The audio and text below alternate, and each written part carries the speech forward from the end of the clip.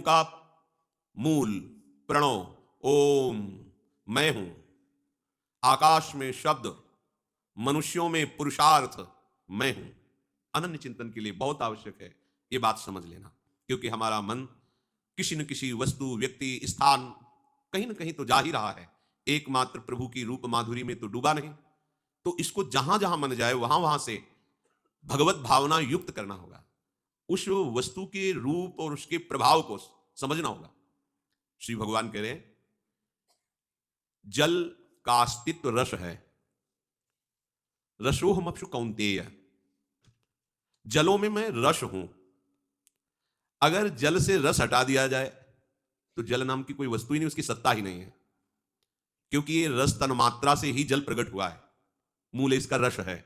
जितना द्रवित पदार्थ है सब का मूल रस है। अगर रस न रहे तो उसका अस्तित्व ही नहीं है। अब हमारी दृष्टि जितने द्रवित पदार्थों में रस भाव से गई तो हमें देखना है इस रस तत्व रूप में मेरा आराध्य देव विराजमान है। मेरे प्रभु यहां रस रूप धारण किए हुए विराजमान है। प्राकृतिक रस से जब आप भगवत भाव युक्त हृदय वाले हो जाएंगे तो आपका हृदय चिदानंद रस का रसास्वादन करने योग्य हो जाएगा। ध्यान देने की बात है। वेद कहता है रसो वैशा रसम हिवायम लब्ध्वा आनंदी भवतु। वो परब्रह्म परमात्मा रस रूप है। अब इस रस के दो विभाग यहां देखे गए, एक तो प्राकृतिक रस और एक चिदानंद रस। प्राकृतिक रस की जो अनुभूति हो रही है वो हमारे श्री कृष्ण ही हैं, वो हमारे आराध्य देव ही हैं। पर इस भाव को समझने के लिए प्राकृतिक रस का रसास्वादन करने वाली इंद्रियों को प्रभु की तरफ मोड़ने के लिए राग का त्याग करना होगा, वैराग्य। प्राकृतिक रस से वैराग्य धारण करोगे तो रस का जो असली स्वरूप है, जो यहां भी हमें रसास्वादन में आ रहा था, ये ऐसा है एक ओष कण मात्र, रस का समुद्र, रसघन मोहन मूर्तिम, वो रसो वैशा, उसका अनुभव करके ही हम इस रस को जान पाएंगे। अगर हम इस रस को रागपूर्वक सेवन करेंगे तो बात करेंगे कि रस रूप में भगवान, ये पर पापाचार बंद नहीं होगा, असाधन बंद नहीं होगा, भगवत विरोधी वृत्तियां नष्ट नहीं होंगी। ये अनुभव गम्य संतों के वचनों के आधार पर है। शास्त्र के वचन सीधे नहीं समझे जा सकते। इसीलिए महापुरुषों ने कहा प्रथम सुने भागवत भक्त मुख भगवत वाणी। अनुभूत भक्तों के मुख से भगवत गीता जी, श्रीमद् भागवत आदि प्रथम श्रवण करें, जिससे संसार के प्रति राग का त्याग हो जाए। यदि हम ये सिद्धांत हृदय में नहीं धारण करते राग त्याग का, तो ये होगा कि भगवान ही तो सब रसों में है, तो हम भगवान का ही आनंद ले रहे हैं। तो आपका राग त्याग ना होने के कारण उपासना न बन के दुर्वासना बनती रहेगी और उसी से दुर्गति हो रही। अब इसके आंतरिक रहस्य को समझना है। हमें रस समुद्र प्रभु तक पहुंचना है। इसलिए मैं जहां कहीं भी रसास्वादन हो रहा है द्रवित रस का, तो मानना है मेरे प्रभु के अंश से ही ये प्रकाशित है। ये रसास्वादन, ये आकर्षण, ये सुख वृत्ति मेरे प्रभु की। पर वहां तक पहुंचने के लिए मुझे इस वस्तु, व्यक्ति, स्थान के राग का त्याग करना होगा। जो इस बात को नहीं समझता है वो गलत मार्ग को छोड़ नहीं पाता है। ये सूक्ष्म बात है। सब जगह भगवान है, तो मैं जिस वस्तु, व्यक्ति, स्थान से सुख भोग कर रहा हूं तो फिर त्यागने की जरूरत क्या है, क्योंकि अंतिम निर्णय भगवान ही है और ये भगवान ही है। वो अपनी वासना की पूर्ति के लिए ऐसी बात कह रहा है, उपासना की पूर्ति के लिए नहीं। तो बीच का जो आंतरिक भाव अनुभूत संतों के द्वारा समझा जाता है। इस बात को समझने के लिए आपको पहले इस रस का त्याग करना होगा, जो प्राकृतिक रस है। इससे वैराग्य भावना करनी होगी, तब जाकर के रसघन मोहन मूर्तिम का परिचय मिलेगा। और जहां उनका परिचय मिला तो इधर आपको उन्हीं का साक्षात्कार होगा। संसार का आसक्त चित्त कभी भगवत साक्षात्कार नहीं कर सकता। ना वो संसार को जानेगा, ना अपने आप को जानेगा, ना प्रभु को जानेगा। ध्यान दीजिए, संसारिक आसक्त हृदय अंतःकरण ना वो अपने को जानता है, ना संसार को जानता है, ना वो प्रभु को जानता है। जब वही अंतःकरण संसार के राग का त्याग करके वैराग्यवान युक्त होकर प्रभु का सतत चिंतन करता है, तब वो प्रभु को जान जाता है, अपने आप को जान जाता है और संसार को भी जान जाता है। जैसे एक एक कवल, एक एक ग्रास अन्न पाने पर क्षुधा निवृत्ति, तुष्टि, पुष्टि होती जाती है, ऐसे ही एक एक क्षण आपका भगवत चिंतन, संसार से वैराग्य, स्वरूप का बोध और भगवत चरणारविंद में अनन्य प्रेम प्रकट करता जाता है। एक एक क्षण हम प्रभु का चिंतन निरंतर करें। इसके लिए संसार के व्यक्ति, वस्तु, स्थान का राग ये बाधक है। यही तो हमारे चिंतन को नष्ट कर रहा है, यही तो हमारे चिंतन को विक्षेप पहुंचा रहा है। तो इसी को हम भगवत भाव में ले। जितना भी रस है वो प्रभु ही है।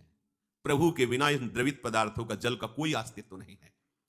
प्रभास्मि शशि सूर्यो चंद्रमा और सूर्य में जो प्रकाश करने की एक विलक्षण शक्ति है उसका नाम प्रभा है। प्रभास्मि शशि सूर्यो, भगवान कह रहे हैं वो मैं हूं जो चंद्रमा में और सूर्य में प्रभा है। बिना प्रभा के अस्तित्व नहीं चंद्र और सूर्य का, तो चंद्र और सूर्य का भी अस्तित्व जो प्रभा है वो मेरे प्रभु है। देखो कितना सुंदर अनन्य चिंतन में जो बाधक भाव उसका त्याग करने का सूत्र मिल रहा है। दृष्टि गई प्रकाश, मेरे प्रभु ही तो प्रकाश बने हुए हैं। जो सूर्य का प्रकाश मेरे प्रभु है, चंद्र का प्रकाश मेरे प्रभु है, जल में रस तत्व जितने द्रवित पदार्थ सब में रस मेरे प्रभु बने हुए। हमारी एक एक वृत्ति भगवदाकार हो जाएगी अगर हम इस बात को हृदय में बैठा लें, क्योंकि अभी हमारा सारा चिंतन प्राकृतिक ही है। वस्तु, व्यक्ति, स्थान, देह आदि को लेकर ही हमारी इंद्रियां विचरती रहती हैं। प्रभा रूप तन्मात्रा से उत्पन्न होती है, रूप तन्मात्रा में रहती है और रूप तन्मात्रा में ही लीन हो जाती है। अगर चंद्रमा और सूर्य से प्रभा निकाल दी जाए तो चंद्रमा और सूर्य कुछ है ही नहीं। जैसे जल से रस हटा दिया जाए तो जल कुछ है ही नहीं, ऐसे ही प्रभा हटा दी जाए तो सूर्य चंद्र है ही नहीं, उनका अस्तित्व ही नहीं है। प्रभु ही सूर्य और चंद्र के रूप में प्रकाशित हो रहे हैं, प्रभाव है। प्रभु ही जल रूप से प्रकाशित हो रहे हैं।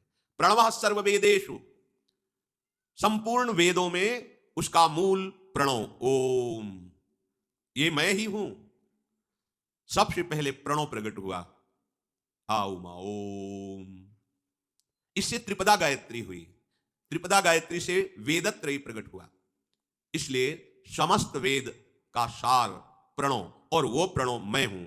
अगर वेद से प्रणव हटा दिया जाए तो वेद का अस्तित्व ही नहीं। जैसे जल में रस, सूर्य चंद्र में प्रभा, ऐसे ज्ञान समुद्र वेद में प्रणव मैं ही हूं। शब्द खे, ये जगत में जो हमें पोलाहट नजर आ रही है ये आकाश के कारण है। परिचय, ये शब्द प्रकट हुआ। जहां शब्द है वहां आकाश तत्व विराजमान है।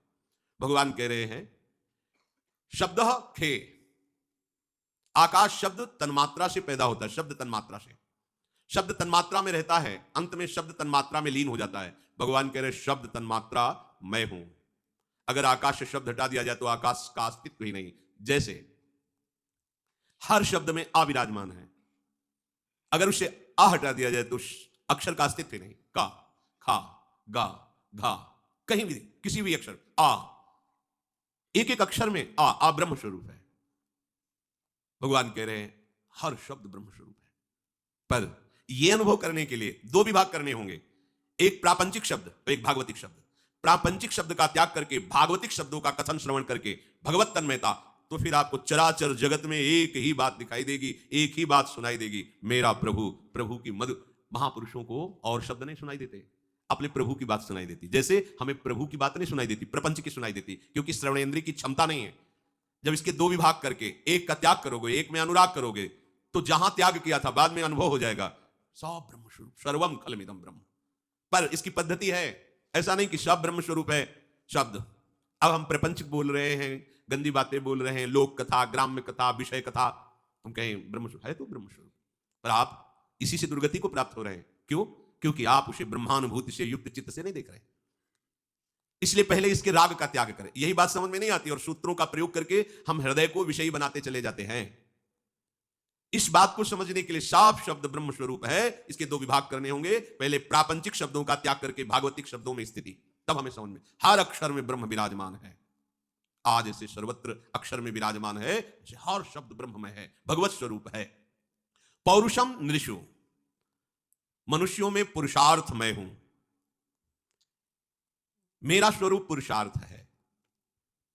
पुरुषार्थ जो हमारे अंदर की सामर्थ्य है वो प्रभु। सामर्थ्य हटके क्या रह गया? हमारी सामर्थ्य क्या है? प्रभु है। पर अहंकार में इसी सामर्थ्य से हमारी दुर्गति हुई है। हर बात को समझो, देह भाव करके इस अहंकार में विचरण करने से हमारी दुर्गति हो गई है। वो है भगवत स्वरूप। जो बल है, जो पौरुष है, ये भगवत स्वरूप है, प्रभु का दिया हुआ है। पर देखो, अब इस बात को समझने के लिए पहले मैं के द्वारा जो पौरुष का भाव है उसे त्याग करना होगा। ये भाव स्वीकार करना होगा, ये प्रभु प्रदत्त हमारे हृदय में ये पौरुष है। इस पौरुष का प्रयोग दूसरों को सुख प्रदान करने के लिए, सुख देवे को चावचित, बहुत जल्दी जीवन मुक्त होने के लिए ये बहुत सुंदर सूत्र है। अपने पौरुष का प्रयोग दूसरों के सुख के लिए करे, शास्त्र संयम में रहकर। इसलिए खोल के एक एक शब्द कि नहीं तो आप उसे गलत मार्ग में ले जाएंगे। दूसरा, अपनी वासना की पूर्ति के लिए प्रेरित कर रहा है, तो हम कहेंगे दूसरों को सुख देने के लिए। शास्त्र मर्यादा से युक्त होकर अपने पौरुष का प्रयोग परहित के लिए करे। सुख देवे को चावचित सब शोहित निष्काम, या सुधर्म हरिवंश को नाम गिरा विश्राम। वो पौरुष राग का त्याग करवा देगा, देहाभिमान का त्याग करवा देगा। तब आप देखेंगे कि जो पौरुष आप में, वो साक्षात श्री भगवान ही बने बैठे हैं। मनुष्यों में असली पुरुषार्थ है भगवत तत्व में स्थित हो जाना। तुम बड़े पौरुष वाले तभी माने जाओगे जब देह भाव, इंद्रियों की विषय भोगों में प्रवृत्ति, मन का विषयों के प्रति संकल्प, बुद्धि का विषयों के प्रति सुख का निश्चय, इसको पलट दो अपने पौरुषार्थ से, पौरुष से पलट दो। और प्रभु में निश्चय, प्रभु में सुख है, संकल्प प्रभु की प्राप्ति का, चिंतन प्रभु के नाम रूप लीला का, अहम प्रभु के दासत्व का, यह है पौरुष। हम इस पौरुष का प्रयोग दूसरों को दुख देने में, दूसरों के स्वत्व का अपहरण करने में, इंद्रियों को संतुष्ट करने में, मन को दुलार करने में, इसीलिए हमारा पुनरपि जननम पुनरपि मरणम पुनरपि जननी जठरे शयनम। पुरुषार्थ, धर्म, अर्थ, काम, मोक्ष। पहले धर्म और मोक्ष, बीच में है अर्थ और काम। अगर आप धर्म पूर्वक पौरुष से धर्म की रक्षा करते हुए अर्थ कमाओगे तो आपकी कामनाएं आपको बांध नहीं पाएंगी, वो मुक्त मार्ग की तरफ आपको ले जाएंगी। यदि आप धर्म का त्याग करके अर्थ कमाएंगे तो कामनाएं ऐसी होंगी जो आपकी दुर्गति करा देंगी, विमुख करके भगवान से नाना प्रकार की अशांति, क्लेश, बंधनों को प्राप्त कराएंगे। ये तुम्हारा पौरुष धर्म और मोक्ष के बीच में अर्थ और कामना का सेवन करने के लिए धर्म पूर्वक अर्थ कमाओ और धर्मयुक्त कामना से जीवन निर्वाह करो, तो तुम मोक्ष पदवी के योग्य हो जाओगे। इस जीवन का परम पुरुषार्थ है अब हमारा जन्म कर्म बंधन से युक्त ना हो, हमें प्रभु की प्राप्ति हो जाए। मनुष्य को, केवल मनुष्य को यह अधिकार मिला है कि वो भगवत प्राप्ति कर सकता है, अन्य योनियों को नहीं। देवता भी तरसते हैं कि हमें कब मनुष्य शरीर मिले और मैं ऐसा भजन करूं कि ब्रह्मलोक से भी परे जो आनंद है उसको मैं प्राप्त करूं। वो आपने को अवसर मिल गया है। जैसे ये कहा जाता है कि हमारे अंदर सामर्थ्य नहीं है, हम ये नहीं कर सकते, तो आप गलत सोच रहे हैं। आपका पौरुष भगवान है, भगवान असीम अनंत बलशाली है। आप अपने को देह भाव से मानकर विषय भोगों में लगा दिए, इसलिए आपकी आध्यात्मिक ऊर्जा शक्ति नष्ट हो गई है। आप कहते हो मेरे में सामर्थ्य नहीं कि मैं इस भोग के बिना रह सकूं, इस व्यक्ति के बिना रह सकूं, इस वस्तु के बिना रह सकूं। ये आपका ज्ञान है। आप में अनंत सामर्थ्यशाली प्रभु ही आपका पौरुष बनकर बैठे हुए हैं। यदि आप असत का त्याग करके उस पौरुष का सत में प्रयोग, आप अपार बलशाली हैं, आप अपार बलशाली हैं और आपका पौरुष आप हैं, फिर क्या कमी है। मेरे बल श्री वृंदावन रानी, ये पौरुष भगवान स्वयं पौरुष रूप से विराजमान। चूको मत, बढ़िया अवसर है, निकल चलो। श्री भगवान कह रहे हैं पुण्यो गंधा पृथिव्याम च तेजश्चास्मि विभावसौ जीवनम सर्वभूतेषु तपश्चास्मि तपस्विषु। मैं पृथ्वी में गंध हूं। गंध हटा दिया जाए तो पृथ्वी का अस्तित्व ही नहीं है। पृथ्वी में पवित्र गंध मैं हूं, अग्नि में तेज मैं हूं, संपूर्ण प्राणियों का जीवन शक्ति मैं हूं, तपस्वियों की तपस्या मैं हूं। पुण्यो गंधा पृथिव्याम, पृथ्वी गंध तन्मात्रा से उत्पन्न हुई है, गंध तन्मात्रा रूप से रहती है और अंत में गंध तन्मात्रा में ही लीन हो जाती है। गंध के बिना पृथ्वी का कोई अस्तित्व नहीं है। भगवान कहते हैं पृथ्वी का अस्तित्व मैं हूं। भगवान पृथ्वी रूप से विराज, जिधर दृष्टि जाए उधर श्री भगवान एक एक करके परिचय दे रहे हैं। भगवान सुगंध आई, मेरे भगवान आए इस रूप में। वायु चल रही, वो भगवान हमारा आलिंगन कर रहे हैं। भक्त की दशा, दशो दिशाएं आनंदमयी हो जाती है। सर्वत्र अपने प्रभु का स्पर्श, सर्वत्र अपने प्रभु के शब्द, सर्वत्र अपने प्रभु का रूप अनुभव में आने लगता है। पुण्य भगवान ने कहा है, गंध जब विकृति को प्राप्त होती है तो दुर्गंध रूप होती है, मूल गंध ही है, इसलिए पुण्य पवित्र गंध। वही जब विकृति को प्राप्त होती है तो दुर्गंध से कहा जाता है, इसलिए भगवान पुण्यो गंधा पृथिव्याम तेज अश्मि विभावशौ। तेज रूप तन्मात्रा से प्रकट होता है, उसी में रहता है, अंत में रूप तन्मात्रा में लीन हो जाता है। तेज का मूर्तिमान स्वरूप अग्नि है। अगर अग्नि से तेज दाहिका शक्ति हटा दी जाए तो उसका अस्तित्व ही नहीं। भगवान अग्नि में तेज है, इसीलिए प्रहलाद जी को, कबीरदास जी को अग्नि में जलाने की चेष्टा की गई तो अग्नि जला ही नहीं पाई, क्योंकि वो भगवान के भक्त हैं और भगवान ही दाहिका शक्ति तेज तो अपने भक्त को कैसे कष्ट दे सकते हैं? तो अग्नि में वो चंदन की शीतलता का अनुभव करते हुए बैठे रहे, एक रोम भी नहीं झुलसा। प्रहलाद जी को जैसे होली जो है उसी का उत्सव मनाया जाता है। हिरण्यकश्यप ने सब कुछ करके देख लिया, प्रहलाद जी की मृत्यु का वो कोई कारण ही नहीं समझ पा रहा, कैसे मरे, हर उपाय कर लिया, बड़ा उदास बैठा था। तो होलिका नाम की बहनती आई, आप उदास क्यों हैं? हुआ ये बालक मुझे भय प्रदान कर रहा है, मेरे में कोई सामर्थ्य नहीं दिखाई दे रही कि मैं इसको मारूं कैसे, सब उपाय करके देख लिया, ये मर ही नहीं रहा। तो उनका मुझे अग्निदेव की आराधना से शीतल पट की प्राप्ति हुई है, अगर मैं उस पट को ओढ़कर बैठ जाऊं तो अग्नि की दाहिका शक्ति मुझे जला नहीं सकती। तो आप ऐसा करो, खूब लकड़ियों का ढेर और उसमें ऐसा जगह बनाओ, हम प्रहलाद को लेकर बैठ जाती और आप आग लगा दो, तो ये तो भस्म हो जाएगा और हम शीतल पट के प्रभाव से सुरक्षित रहेंगे। ऐसा ही बड़ा प्रसन्न हुआ हिरण्यकश्यप, ऐसा ही किया गया। जो कुछ भक्त हृदय थे उनको बड़ा दुख हो रहा था कि ऐसी अग्नि ज्वाला में कैसे प्रहलाद जी सुरक्षित रहेंगे। प्रहलाद जी को बिल्कुल भय नहीं लगा। ये भक्त का लक्षण होता है, निर्भय। शरणागत भक्त का पहला लक्षण निर्भय, दूसरा निश्चिंत, तीसरा निशोक। मेरे प्रभु सब रूपों में हैं, वो जैसा चाहेंगे वही होगा। कैसे ऐसा हो सकता है कि प्रभु के विरुद्ध कोई देवता, लोकपाल, कोई शक्ति आचरण कर सके? ऐसा कैसे हो सकता है? वो शीतल पट के आश्रय में है, अग्नि प्रदत्त, और अग्नि में दाहिका शक्ति रूप से जो विराजमान है उनका आश्रय लिए। सामने जबरदस्ती ऐसे मानो प्रहलाद जी को पकड़ के बैठी, आग लगा दी गई, प्रहलाद जी का रोम भी नहीं झुलसा, और उल्टा शीतल पट प्रहलाद जी के ऊपर, और वो पूरी चीख चीख करके जल के भस्म हो गई। क्यों? दाहिका शक्ति प्रभु है। पूरी लंका जला दी, भक्तराज हनुमान जी की पूंछ का एक बाल भी नहीं झुलसा। क्यों? क्योंकि दाहिका शक्ति स्वयं प्रभु है, अपने भक्ति के एक बाल को भी नहीं झुलसने दिया। पूरी लंका जल गई, लेकिन विभीषण जी के घर में झुलसन भी नहीं हुई। ये बात समझनी। हमारे प्रभु तेज स्वरूप अग्नि में दाहिका शक्ति तेज रूप से विराज मेरे प्रभु है। जहां तुम्हारी दृष्टि जाएगी तुम्हें भगवत चिंतन करने का सौभाग्य मिलेगा। अगर ये बात आप स्वीकार करते चले जाएंगे तो धीरे धीरे चराचर जगत भगवत चिंतन युक्त हो जाएगा। फिर जित देखूं तित श्याममयी, खत्म हो गया ये प्रपंच, और है ही नहीं प्रपंच, प्रभु ही है। पर इसको केवल बातों से नहीं, भजन करते हुए यह अभ्यास करना होगा। भगवान ने कहा है मैं इन सब रूपों में हूं। तेज के बिना अग्नि का अस्तित्व ही नहीं है, वो तेज हमारे प्रभु हैं। अब जो भी तेजस्वी तेजवान दिखाई दे रहे हैं, प्रभु की भावना करो। प्रभु कह रहे हैं मैं तेज हूं, तेजस्वियों का मैं तेज हूं। सबसे बड़े तेजस्वी भगवान अग्निदेव हैं। जीवनम सर्वभूतेषु, अब देखो, संपूर्ण प्राणियों के जीवन के रूप में प्रभु देव, जहां हलचल हो रही दिखाई दे रहा, कोई भी जीव जंतु, हाँ मेरे प्रभु है ना इसलिए चींटी रेंग रही है, मेरे प्रभु है ना इसलिए वायु चल रही, मेरे प्रभु है ना इसलिए सब चैतन्यता दिखाई।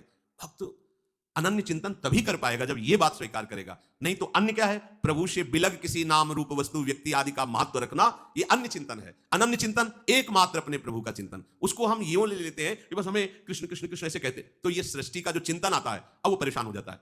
क्यों? हम भजन करना चाहते, बार बार संसार आ जाता है। वो संसार नहीं आते, जिनका भजन कर रहे हो वही है इन सब रूपों में। भावना करो खत्म हो जाएगा संसार, ये जो तुम्हें विक्षेप दे रहा है यही खत्म हो जाएगा। प्रभु संपूर्ण प्राणियों में जीवन रूप से विराजमान। आपको जो दिखाई दे रहा है चैतन्यता, मेरे प्रभु विराजमान है। अगर ये जीवनी शक्ति, प्राण शक्ति हट जाए तो किसी का अस्तित्व ही नहीं रह जाता, नाम रूप सब मिट जाता है, नष्ट कर दिया जाता है। प्राण शक्ति, जीवनी शक्ति स्वयं श्री भगवान बने बैठे हैं। प्राण शक्ति के बिना कोई भी प्राणी कहलाने योग्य नहीं रह जाता। मुर्दा हटाओ, जला दो, नष्ट कर दो।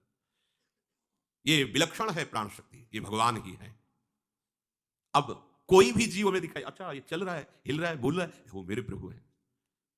तो मुर्दा अगर दिखे तो चैतन्यता की तो सब जीवन शक्ति प्रभु है, तो मुर्दे में भी प्रभु विराजमान है।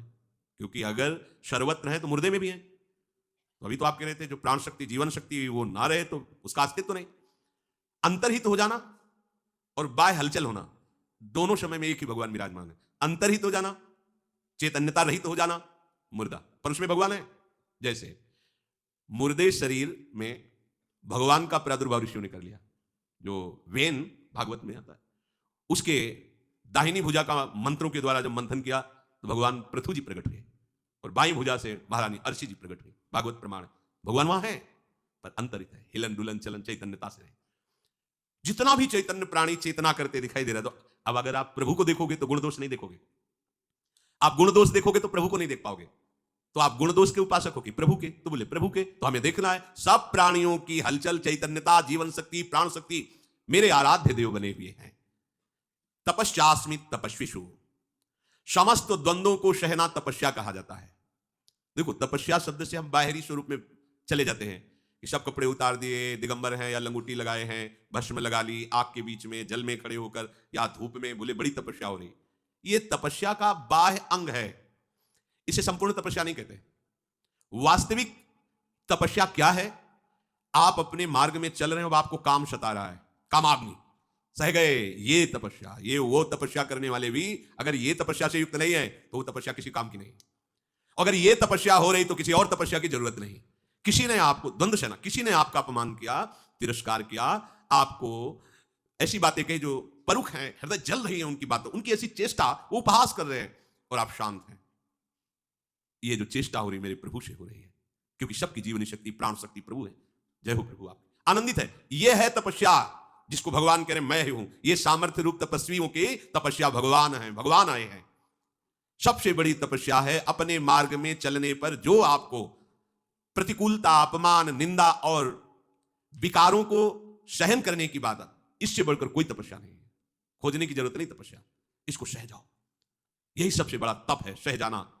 बाहर तो त्वगेंद्री आग सह रही, आग आसपास लगा ली, उसका ताप त्वगेंद्री सह रही, दिखाई देता है, हाँ तप कर रहा है, सहन कर रहा है। लेकिन वो एक त्वगेंद्री के दाह को सह जाना कोई खास बात नहीं है। इंद्रियों के भी ऊपर जो विराजमान ये मन है, मन के ऊपर विराजमान बुद्धि है, इनमें जब कामाग्नि का आवेश हो, क्रोधाग्नि का आवेश हो, इनके ताप को सह जाए, वही तपस्वी है, वही तपस्वी है।